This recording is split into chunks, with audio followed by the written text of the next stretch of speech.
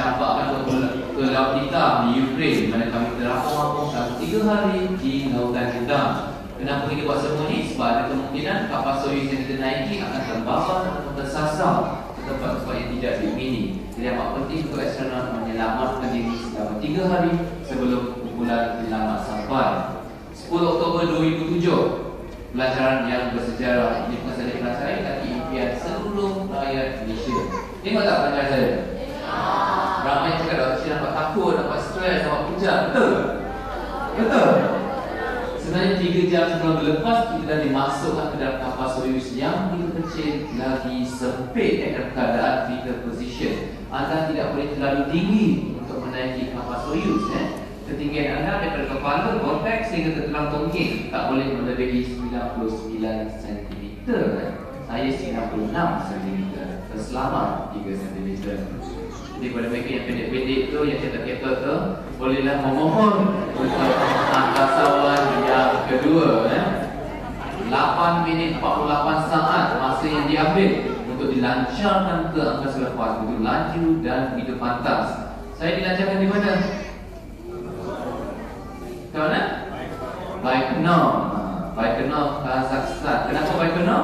Baikonur adalah tempat yang paling strategik untuk pelancaran sesebuah roket. Florida adalah tempat sesuai untuk Amerika. Kalau Malaysia kat mana tempat pelancaran paling sesuai? Langkawi. Pulau Pinang. Langkawi. Kat mana? Terengganu. Santa.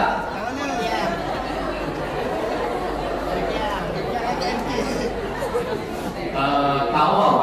Tawau Sabah adalah tempat yang paling sesuai untuk pelancaran sesebuah roket. Jadi bila kami di angkasa lepas, kami mengelilingi orbit selama 2 hari sebelum bercantum ke ISS. ISS itu apa? National Space Station. Manusia tidak pergi ke bulan. Ramai ingatkan saya pergi ke bulan. Ramai tanya Dr. Syih, mana batu bulan, mana sebab bulan dan sebagainya. Manusia tidak pergi lagi ke bulan. Siapa orang pertama pergi ke bulan? Tahu apa? Tahu apa? Dengan Syam menjejakkan lagi ke bulan 1969, 12 orang telah menjejakkan kaki ke bulan. Tapi tak ada apa-apa di bulan, jadi kami tak nak pergi ke bulan lagi dah. Sekarang kita nak pergi ke planet Mars ataupun Mars. Sebab kita dah jumpa air di planet Mars. Di mana ada air, di situ ada kehidupan. Dan itulah manusia berbelanja berbilion-bilion ringgit untuk mencari alien di luar sana. Dan kita nak tahu ada tak kehidupan lain selain daripada manusia. Ada tak alien? Tak ada.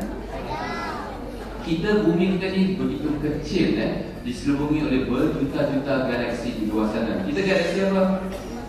Bima Sakti atau galaksi Milky Way. Kita dah jumpa 2.5 bilion galaksi kat luar sana. Betapa luasnya alam semesta ini. Dan alam semesta kita makin mengembang, makin membesar. Jadi kerana itulah kita masih tercari-cari ada tak kehidupan lain di luar sana. Dalam Quran ada kehidupan lain tak?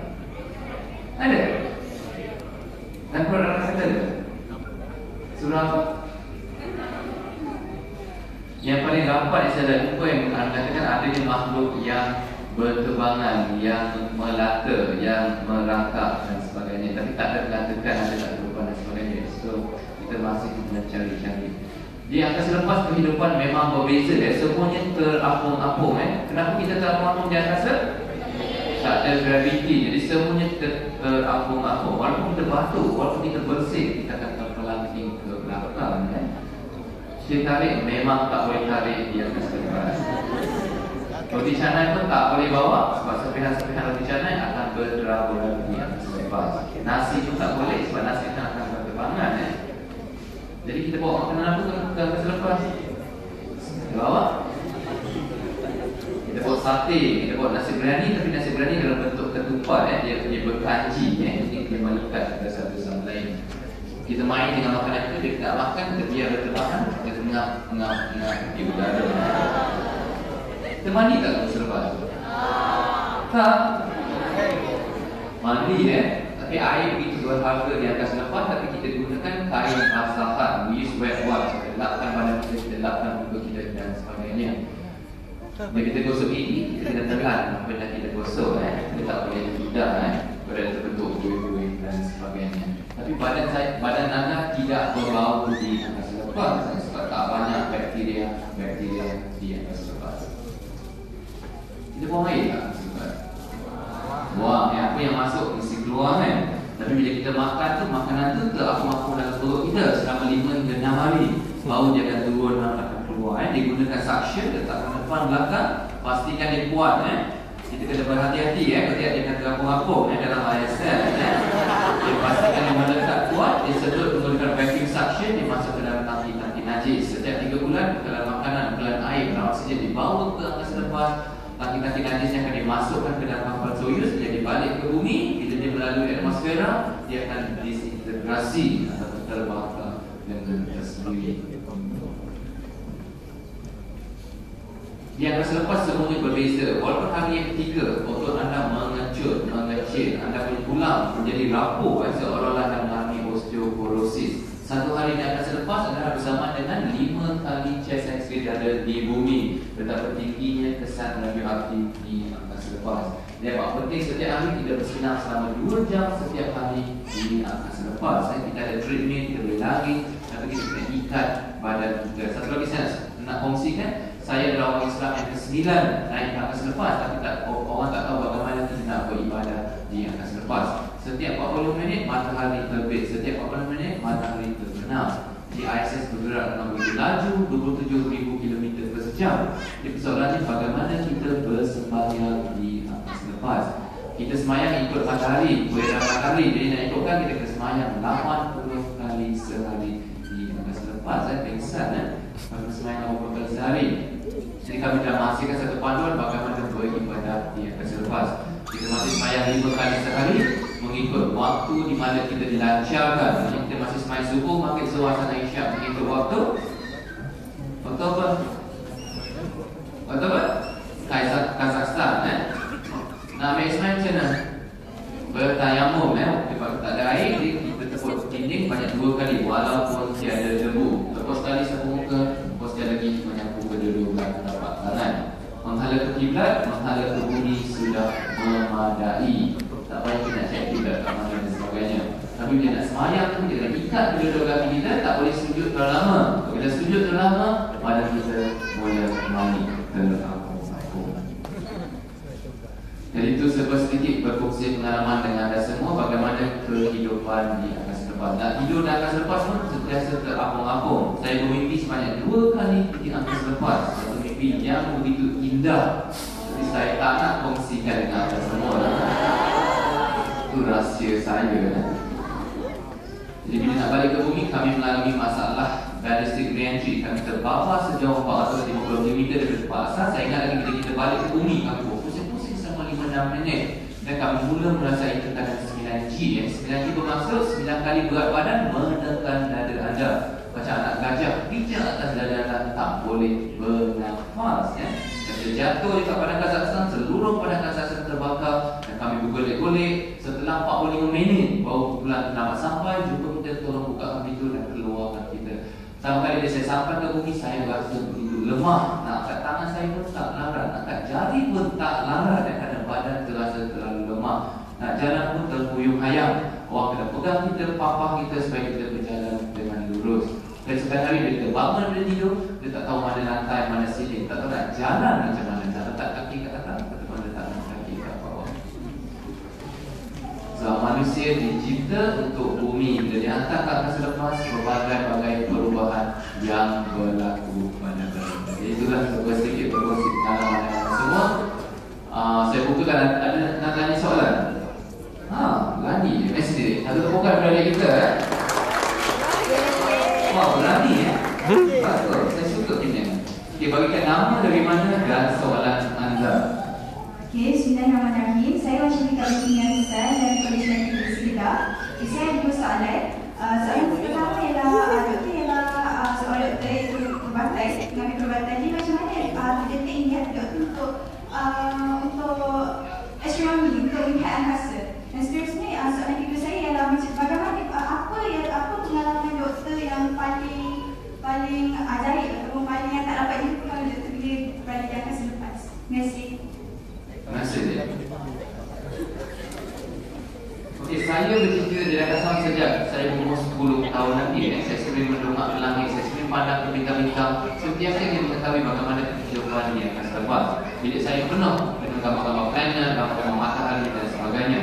Saya suka Star Trek, Star Wars, Superman. Jadi setelah 25 tahun, impian saya tercapai. Jadi impian saya sejak daripada umur 10 tahun lagi. Yang menjawab soalan yang kedua, pengalaman yang paling menakjubkan bila mendengar suara azan di angkasa lepas.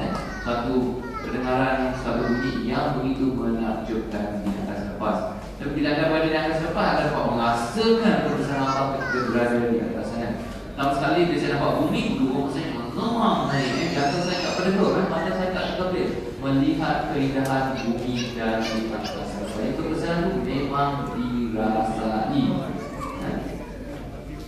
Ada soalan? Jadi, kita bagi ini dulu. Untuk bukan kita. Bagi saya nak tanya, who and what inspires Dr. to achieve?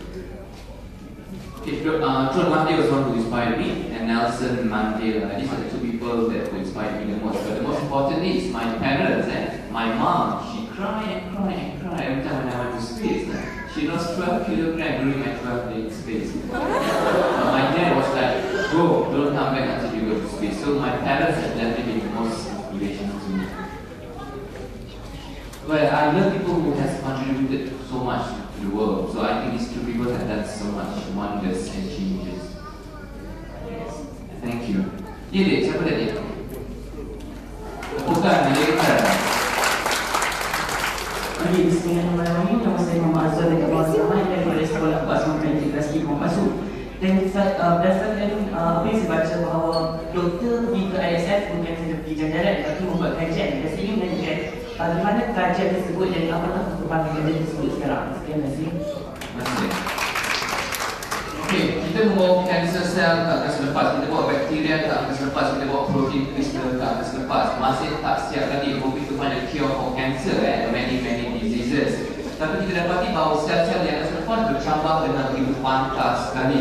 The cancer cells are multiplying very fast in space. In fact, you become older faster in space. Jadi proses penuaan lebih cepat di angkasa lepas. Jadi jangan duduk lama-lama di angkasa lepas, nanti cepat tua.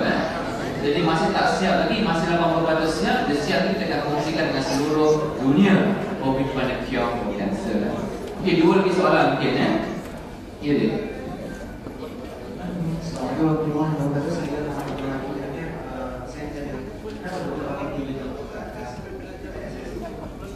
mana awak tahu saya pakai 3 jam? Tengok kat mana? Ya. Okay, kenapa saya pakai 3 jam? 1 jam untuk waktu Kazakhstan sebab saya nak tahu waktu sembahyang pukul berapa. Satu lagi waktu Rusia sebab saya sering berkomunikasi dengan Rusia. Satu lagi waktu Malaysia sebab saya nak tahu apa orang Malaysia tengah buat ketika saya berada di angkasa lepas. Very observant. Satu lagi soalan terakhir. Assalamualaikum warahmatullahi wabarakatuh. Saya soalan kita daripada Sekolah Integrasi Kompasu. Saya tanya kenapa buat kajian dekat angkasa lepas? Okay, kenapa kita buat kajian di angkasa lepas? Hasilnya berbeza. Contohnya jika di bumi, jika saya ambil darah anda, saya letakkan bawah mikroskop, disebabkan gravity, sel tersebut menjadi flattened cells. Jadi kita bawa ke angkasa lepas, dia 20 kali ganda lebih besar di angkasa lepas jika dibandingkan dengan bumi. Ini akan membantu saintis mengkaji dengan lebih mendalam sel-sel yang dibawa ke angkasa lepas. Kerana itulah keputusan yang memang berbeza. We cannot create a microgravity environment on Earth. Tak mungkin ia akan berlaku. The only way kita nak microgravity, kita kena naik ke angkasa lepas. Anything above 100 km is space. Okey, jadi itu sedikit berkongsi dengan anda semua. Saya nak ambil gambar dengan orang, tapi saya tak tahu macam mana terlalu ramai. Oh, ikut sekolah.